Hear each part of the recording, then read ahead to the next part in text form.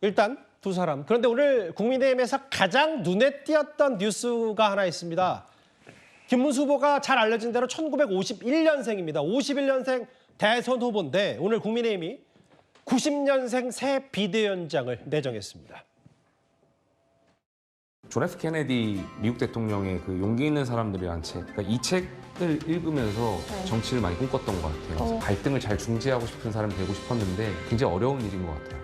중진 의원들과 대화할 때 세대 차이를 느낄 때가 있다 없다. 있다가 없다가 아니고 이다 아니고 많다. 건배사라고 할 때 건배사의 의미를 담으시잖아요. 너무 어려운 것 같아요. 너무 어렵다. 그냥 건배사는 담백하게 길게 하시는 분들이 우리 김용태 의원님은 만 35세입니다. 저는 35살 때 감옥에 있었습니다. 이 젊은 김용태 의원님께서 반드시 우리 대한민국을 희망의 나라로 바꿔 나갈 수 있는 젊은 에너지가 있다고 생각합니다. 20대 중에 한 분 계셨답니다. 20대를 모셨을 건데 아쉽게도 우리 김용태 의원이 우리 당 의원님들 중에서는 최연소시죠. 30대가 최연소라서 그런데 거의 이제 40살 차이 나는. 일단 김문수 후보가 본인 35살 때 이제 옥살이 얘기를 하면서 오늘 새 비대위원장 내정 소식을 알렸습니다. 포천이 지역구의 1990년생입니다. 새로운 비대위원장, 권영세 전 비대위원장의 후임으로 의원 김용태 의원, 윤기천 부위원장님. 특히 비대위에서 유일한 교체 반대이사, 소신도 있고 아마 여러 가지 전략적 포석으로 국민의힘이 새로운 비대위원장의 김용태 의원을 내정한 것 같아요. 그러니까 저희 당이 김문수 후보의 세간의 인식, 여기에 대한 상당히 보완 역할을 할 수가 있죠. 그러니까 첫 번째가 현 지도부의 일원이라는 부분입니다. 그러니까 현 지도부와 지금 김문수 후보와의 가교 역할을 할 수 있는 그런 역할을 할 수 있는 적임자라고 보여지고 또 하나는 이제 젊은 것도 젊은 거지만 실제 당 개혁을 위한 김문수 후보의 의지가 있다. 이런 취지의 당원들에 대한 어떤 어필용일 수가 있고요.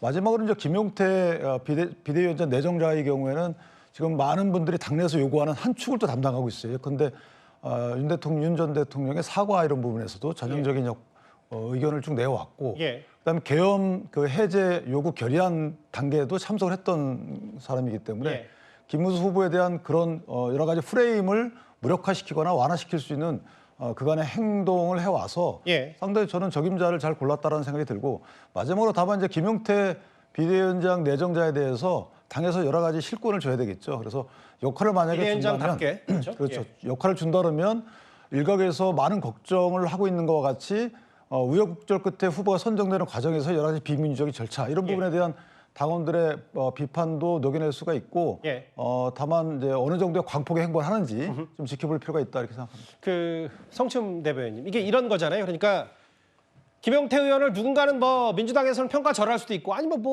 그냥 얼굴 마담용 아니냐라고 비판할 수 있지만 어쨌든 김용태 의원이 이번 비대위 과정에서 이른바 후보 강제 교체 파동 때도 일단 본인의 소신을 굽혔고 소신을 펼쳤고 이런 부분들이 민주당으로서도 상대당의 평가하지만 일단 이런 비대위원장이 뭔가 변화를 꾀하는 데는 민주당으로서는 좀 더 적잖은 영향을 받을 수도 있고요. 어떻게 판단하세요? 저는 김용태 비대위원장이 제 역할을 잘하길 바랍니다. 지금 국민의힘이 제 개인적으로는 비상식적으로 가고 있던 행보가 너무 많았기 때문에 그런 것들을 바로 잡고 보수를 좀 바로 세울 수 있는 그런 비대위원장으로서 역할을 하기를 개인적으로 바랍니다만 지금 사실 비대위원장이기 때문에 그 전직 권영세 전 비대위원장 때도 원내대표 권성동 원내대표와 함께 쌍두마차 체제라고 부르지 않았습니까? 지금 권성동 원내대표는 그대로 직을 유지하고 있습니다. 그렇다면 이 노련한 정치인인 권성동 원내대표와 김용태 비대위원장이 함께 갔을 때 과연 김용태 비대위원장이 하고자 하는 개혁적인 목소리라든지 좀 바꾸고자 하는 것들이 과연 제대로 먹힐 수 있을 것인가?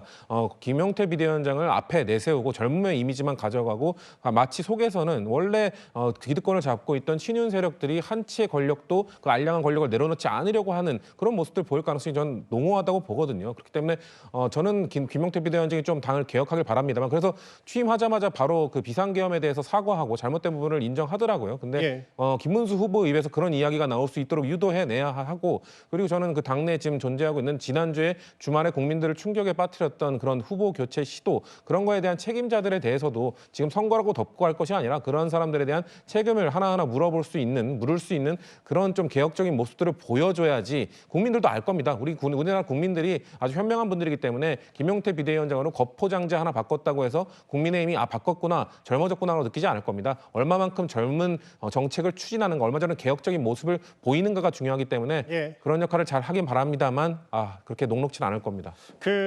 여기 보면은 새롭게 새 비대위원장의 김영태 의원이고 이항수 사무총장 후임으로 이제 박대출 의원이 이제 살림을 도맡게 됐는데 성춘 부대변인 말씀처럼 이게 막 겉포장지만 다르냐 아니냐.